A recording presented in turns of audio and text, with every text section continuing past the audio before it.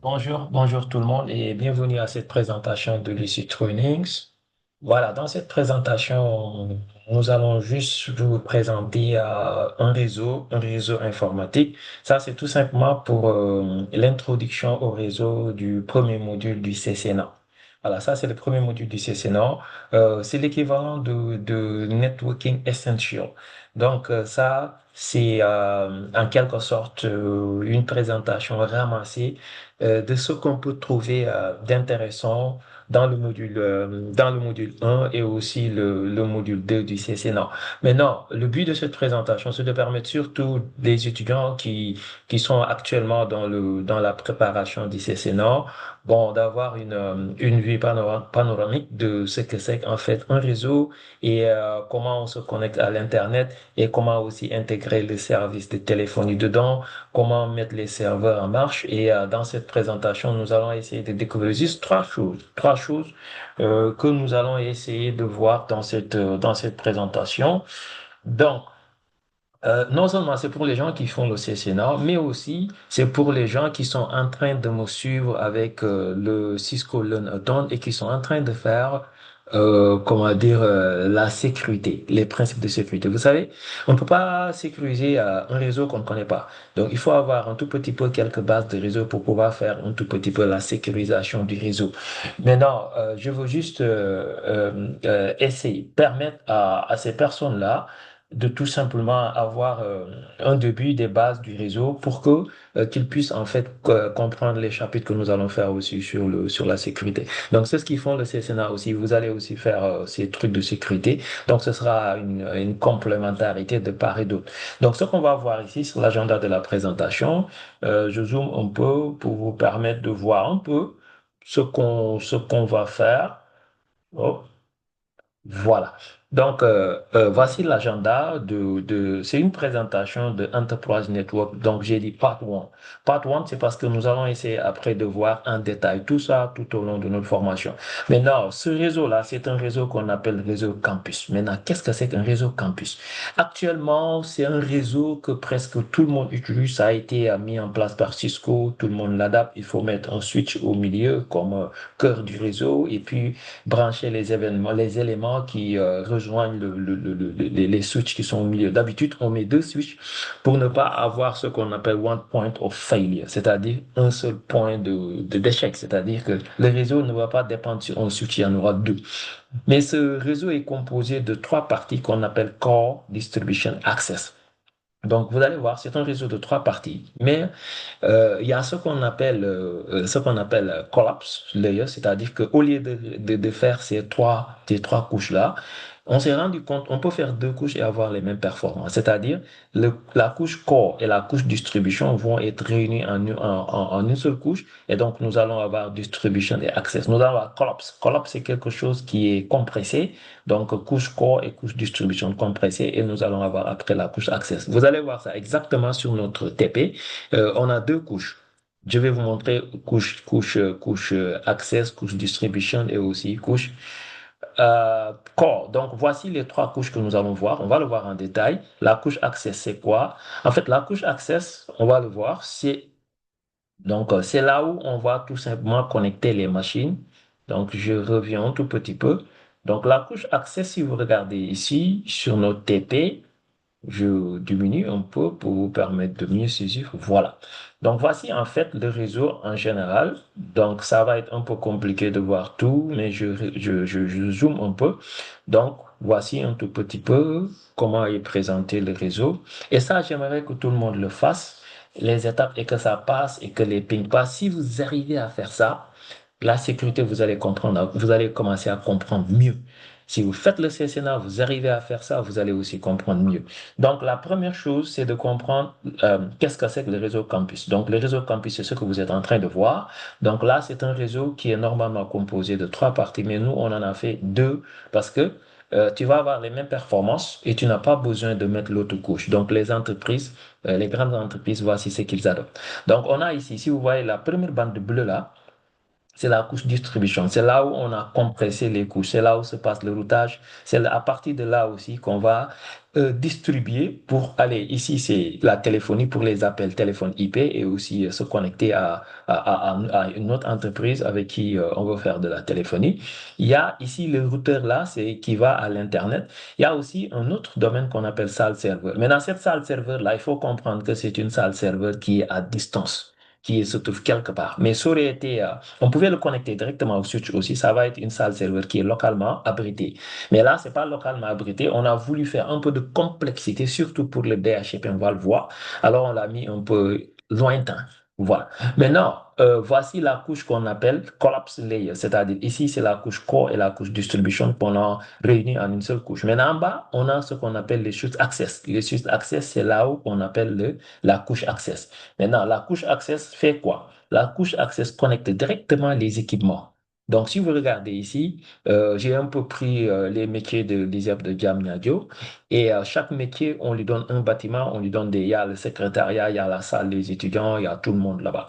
Donc, chaque bâtiment, donc on a des ordinateurs, imprimantes, bureaux qui sont là, on a des téléphones IP et aussi les téléphones IP, on va les faire sonner, vous allez voir. Donc, pour brancher les téléphones IP aux ordinateurs, on les fait directement sur presque les mêmes câbles. Donc, voyez ce type de branchement. On met le téléphone, derrière, on met les ordinateurs. Parce que ces téléphones-là sont inclus d'un petit switch qui se trouve à l'intérieur, ce qui nous permet d'économiser du câble. On ne tirera pas deux câbles, on tirera un seul câble. Derrière le téléphone, on met l'ordinateur. Il y a le point d'accès qui est là et il y a aussi les équipements, le Wi-Fi qui est là. Donc, la couche accès, ça permet tout simplement de connecter les équipements périphériques, bon, de créer des VLAN et aussi de les octroyer des ports, de faire aussi ce qu'on appelle la sécurité d'accès, c'est-à-dire sécuriser les ports pour qu'on ne connecte pas là-bas un autre équipement pour faire un peu la sécurité d'accès. Donc, voici un tout petit peu à quoi sert ce qu'on appelle la couche access qui est dans les bâtiments et sur lesquels on connecte directement les équipements. Donc, deuxième point, la couche distribution. C'est quoi la couche distribution? La couche distribution, c'est là où on a ce qu'on appelle les switches cœur, les switches de niveau 3. Donc, ces switches de niveau 3 là, donc, c'est des switches qui nous permettent de faire le routage. C'est des switches qui nous permettent de faire toutes les fonctions d'access list. C'est là où on fait les politiques, c'est là où on fait les configurations de routage, les configurations des routages inter-VLAN, le routage OSPF, le routage statique, tout ce qui est dans le routage, tout ce qui est dans la distribution, dans la connexion des différents départements. Vous avez vu, les switches sont là, différents départements, mais pour pouvoir faire la connexion inter-switch, on le fera au niveau des switches de niveau 2 ici. C'est là aussi où on va faire ce qu'on appelle la connexion des edge. Edge, c'est les connexions extérieures. Par exemple, ici, on a un routeur edge qui va donner à la téléphonie. Donc, c'est le gateway pour la téléphonie. Ici, on a un routeur WAN qui va donner à la connexion Internet. Vous avez vu. Donc, sur le même switch aussi, on a connecté, voilà, le routeur là aussi, on a connecté la salle serveur. Donc, j'ai dit que la salle serveur, on peut très bien le faire sur ce switch-là, mais ça va être un truc un peu facile. Donc, pour rendre la chose un peu compliquée, je l'ai tout simplement mis ici. Comme ça, le DHCP va être un peu compliqué à faire parce que je veux que ceux qui réalisent ce TP-là puissent maintenant nous suivre dans la certification CCNA. Ça, c'est une chose. Ceux qui ne comprennent pas pour l'instant, c'est le moment d'être dans le réseau et de comprendre. Je vous dis que le réseau a drastiquement changé. On parle de virtualisation, on parle d'un autre CCNA qui est dans la programmation réseau. Maintenant, si vous commencez à faire le réseau, moi, je vous demande tout simplement de commencer par là. Bon, avant de faire des choses un peu compliquées, voilà. Maintenant, il y a la couche core. La couche core qui n'apparaît pas ici. Donc, la couche core, normalement, c'est là où on va normalement connecter les routeurs pour aller vers Internet. Donc là, on peut le faire sur la couche distribution. C'est pour cela que je vous dis que c'est pas quelque chose qui est nécessaire parce que ça n'influe pas sur la performance. C'est beaucoup d'équipements, ça coûte cher. Donc les gens vont faire ce qu'on appelle le collapse layer, c'est-à-dire la compression de la couche 2 à la couche 3 pour en faire une seule couche et on met deux switches. Et c'est là aussi on va avoir la redondance. Donc le dixième point, je vais vous parler de la redondance avec le protocole qu'on appelle Hot Standby Redundancy Protocol. C'est un First Hop Redundancy Protocol en général, mais nous, on a appliqué le First Hop Redundancy Protocol de Cisco. Je pense First Hop Routing Protocol, Redundancy Protocol. Oh, et c'est ça. Donc, on va prendre Hot Standby, Redundancy Protocol de Cisco. Voilà. Maintenant, on a la connexion Wi-Fi. Si vous regardez bien aussi, on va faire du Wi-Fi. Regardez bien en bas. Si vous regardez, on a des points, on a un point d'accès qui est là et on a un ordinateur, on a une tablette, on a un Wi-Fi. Donc, dans les entreprises, maintenant, il faut avoir ça. Maintenant, comment on a configuré ça? On a mis un mot de passe. Comment on a fait le Wi-Fi? Par exemple, si je pose la souris ici sur un téléphone ici, sur un portable ici, vous avez vu, il nous dit que ici, en fait, nous sommes connectés euh, sur le wireless, donc on est à 69% de degré de signal. Et puis, on a la passerelle par défaut, on a aussi, comment dire, l'adresse IP. Mais on va voir que, en réalité, l'ordinateur s'est connecté sur un Wi-Fi qui s'appelle, par exemple, si je clique un tout petit peu, voilà, on peut venir un instant, just a little bit, descendre un peu. Je viens sur desktop, je viens sur wireless, voilà. Ça va prendre un tout petit peu de temps, voilà. Donc ici, quand je clique sur connect pour voir où est-ce que je me suis connecté, on attend un peu, on va voir les réseaux qui s'affichent ici et nous allons nous rendre compte, en fait, nous nous sommes connectés sur quel réseau. Et ça va nous permettre de voir qu'en fait, ça a été configuré. C'est pas quelque chose, voilà, ça vient. Donc, voici ASSC, RSIoT. Donc, il y a des réseaux qui apparaissent ici. Et nous, donc, cet ordinateur-là s'est connecté sur le réseau RSIoT ici. Voilà, donc si je me connecte ici, il va me demander de mettre le mot de passe et nous, on avait déjà mis le mot de passe et un mot de passe qu'on appelle Cisco. Maintenant, tout ceci, nous allons venir dans les détails, comme ça, on va vous permettre de comprendre comment on fait le réseau. Donc, j'espère que vous comprenez un peu bien. Donc, de toute façon, vous avez la possibilité après de nous, comment dire, de poser des questions et on va vous expliquer. Maintenant, il y a aussi la salle serveur. C'est un site distant. Comme j'ai dit, voici la salle serveur. Et là, on a des serveurs. Voici le serveur DHCP.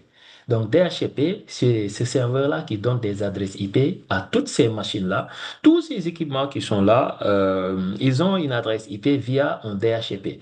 Donc, je peux dire comme par exemple, moi, je suis à Dakar, le DHCP se trouve à Ziguinchor, à Kaolack, là-bas. Ou bien, donc, je suis à Dakar,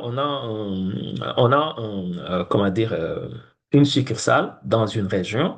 Donc, on ne veut pas mettre là-bas nos équipements.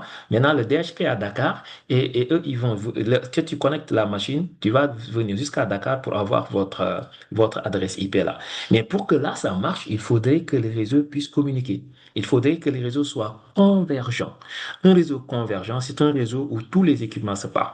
Donc, dans ce cas, peu importe où on se trouve, on pourra facilement trouver le serveur DHCP et avoir une adresse IP. Mais je vous dis, pour la configuration, il y a plusieurs étapes à faire marcher, sinon le DHCP ne marche pas. Après, le serveur, ici, il y a le serveur DHCP, ici, il y a le serveur web. Serveur web aussi, on va voir comment on accède au serveur web. Il y a le serveur DNS, il y a aussi le serveur d'email. Donc, on va voir qu'après, ce réseau-là n'est pas sécurisé du tout, hein. C'est pas sécurisé du tout. Maintenant, comme on est en train de faire aussi le module de Learn Automate Security, on va pouvoir placer un firewall et vous pouvoir voir comment le firewall peut jouer le rôle de sécurité, ce qu'on appelle un firewall de périmètre. Donc, voici en ce moment-là où vous pouvez comprendre comment le cours de sécurité peut s'appliquer en réseau. Mais tant que vous n'avez pas une idée du réseau, vous ne pouvez pas avoir une idée de comment je peux sécuriser un réseau. Donc, c'est un réseau qui marche, mais il a un problème, il n'y a pas de sécurité. OK? Maintenant, il y a aussi, à part la salle serveur-là, nous allons parler de l'adressage IP. Donc, l'adressage IP, c'est très important. Il faut faire ce qu'on appelle VLSM. VLSM, c'est quoi? Comment on regarde pour savoir le nombre d'adresses IP et la plage d'adresses qu'on doit permettre sur un réseau IP. Donc, il faut découper le réseau IP pour savoir, comme par exemple, ici, je vais vous dire quelle adresse on va prendre. On a fait le DHCP, et on a fait, bon, je vais vous dire le VLSM.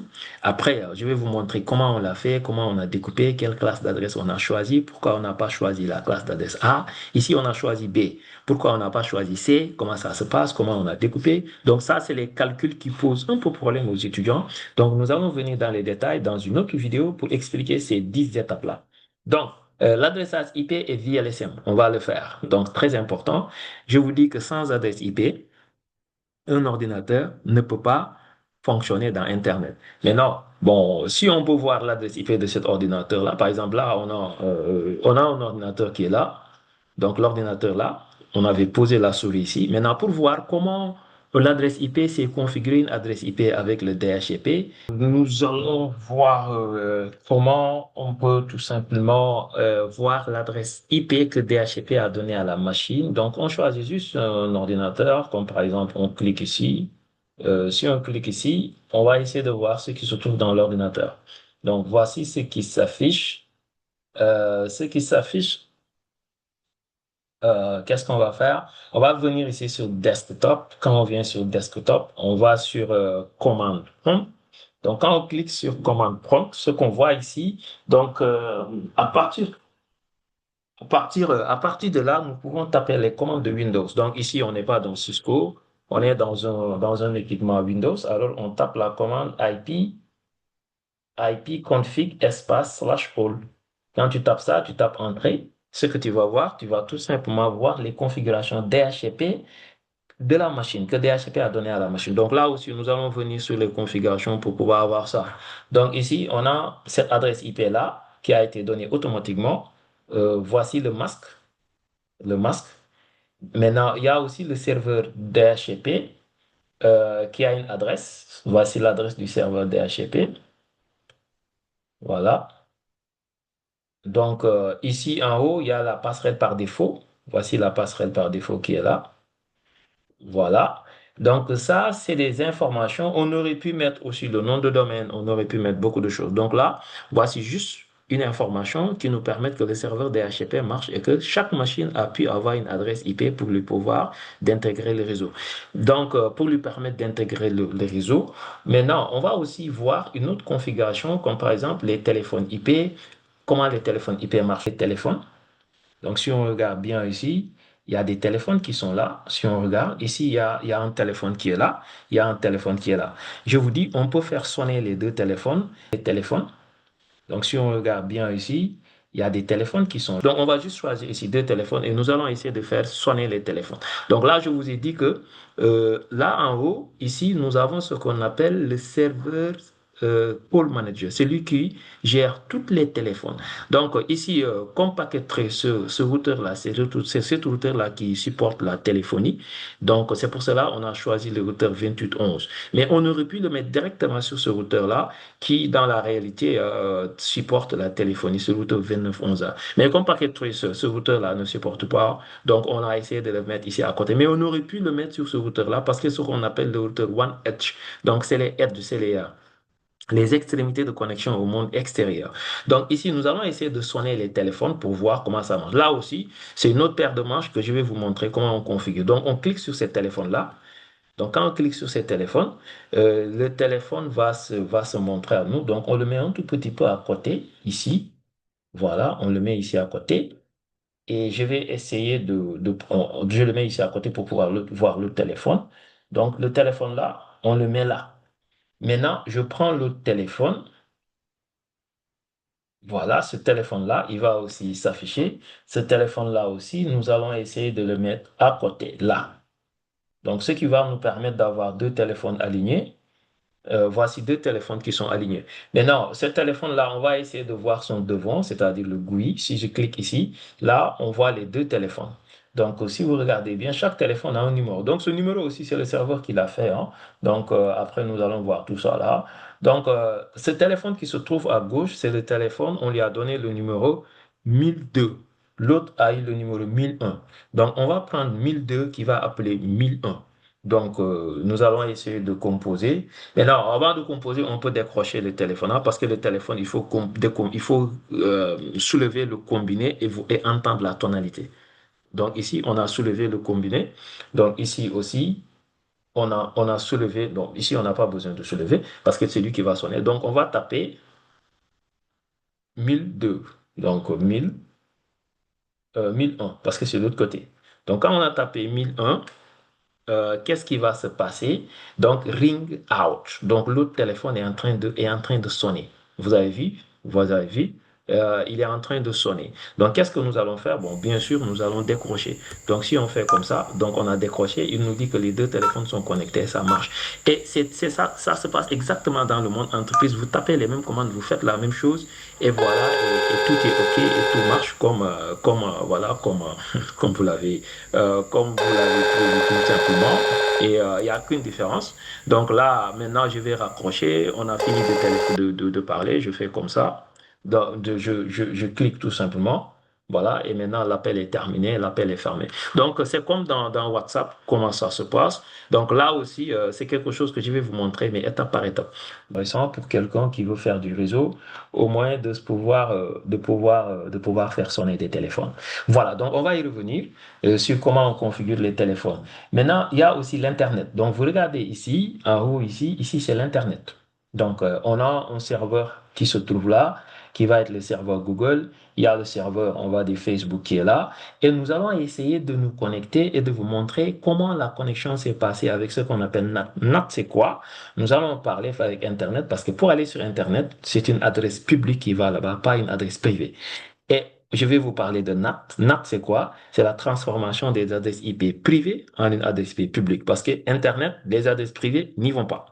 N'est-ce pas? Donc, il faut obligatoirement avoir une adresse publique pour y aller. Donc, NAT nous permet d'avoir cette adresse publique-là pour y aller. Donc, ça, c'est le côté d'Internet. Je vais revenir sur les détails et voir comment on a fait la configuration pour aller sur Internet. N'est-ce pas? Super.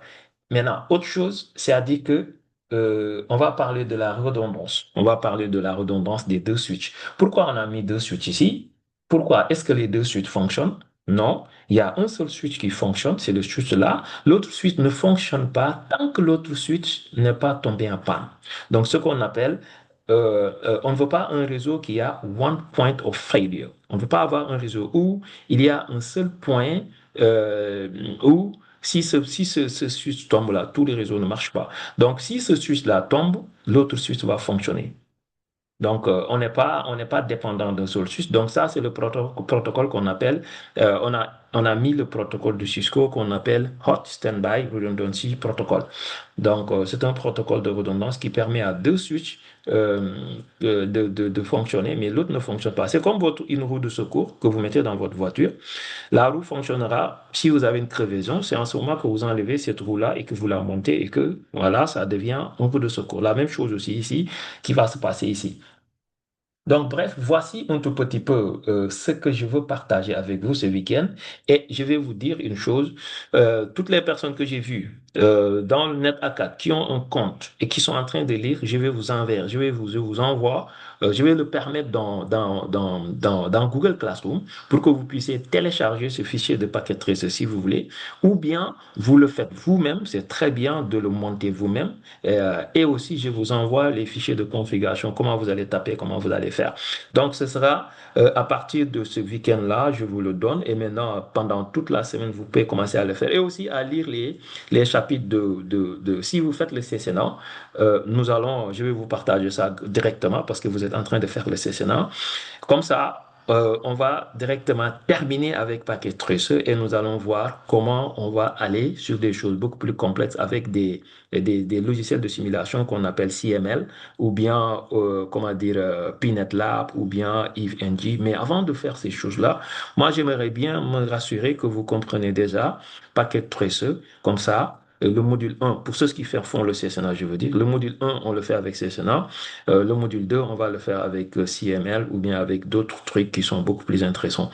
Maintenant, je m'adresse aussi à mes étudiants de l'ISEP aussi, avec qui on est en train de faire Cisco.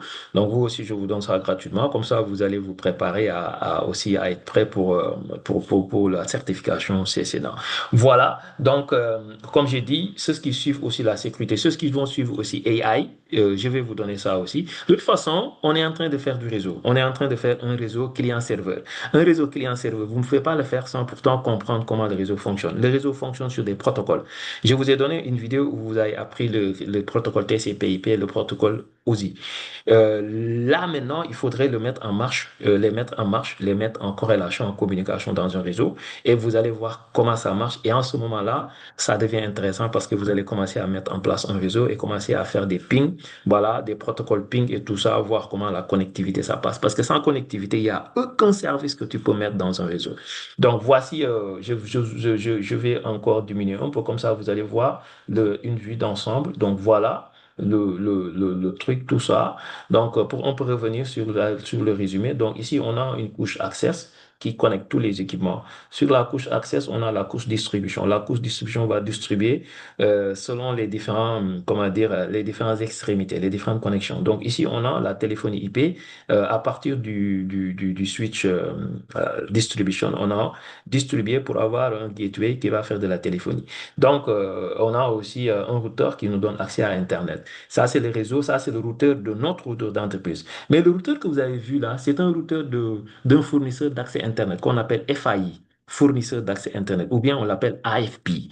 Donc, un FAI ou bien AFP, Internet Service Provider, fournisseur d'accès Internet. Au Sénégal, ici, ça peut être Orange, ça peut être Yash, ça peut être Expresso. Voilà, il y a MTN. De l'autre côté, il y a des trucs je sais pas, Vodafone. Il y en a beaucoup qui permettent comment dire, un Internet Service Provider, un fournisseur d'accès Internet. Donc, il vous permet d'avoir ce service Internet-là et votre réseau va fonctionner, va avoir de l'Internet. Voilà, donc c'était tout pour ce week-end. Merci beaucoup. La vidéo sera disponible pour tout le monde. Voilà, et on se capte pour la suite avec une prochaine vidéo qui va parler d'autres choses. Thanks a lot.